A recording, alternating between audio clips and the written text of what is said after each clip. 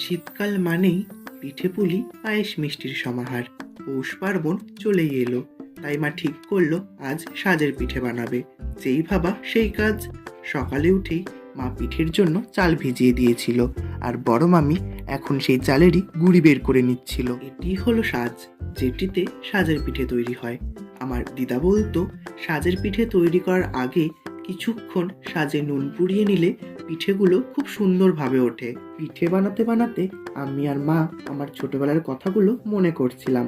ছোটবেলায় আমি দেখতাম বাড়িতে পিঠে বানানো হলে দাদু সবচেয়ে বেশি খুশি হতো, আর কম পিঠে বানানো হলেই দাদু খুব রেগে যেত। যেখানে গুড় তৈরি হয় সেখান থেকে আমার ছোট মামা গুড় কিনে নিয়ে এসেছে। সাজের পিঠে গরম গরম খেতেই ভালো লাগে, তাই আমার ছোট ভাই খেয়ে দেখছিল কেমন হয়েছে পিঠেগুলো। দেখা হচ্ছে আবার একটি নতুন ভিডিওতে। ধন্যবাদ।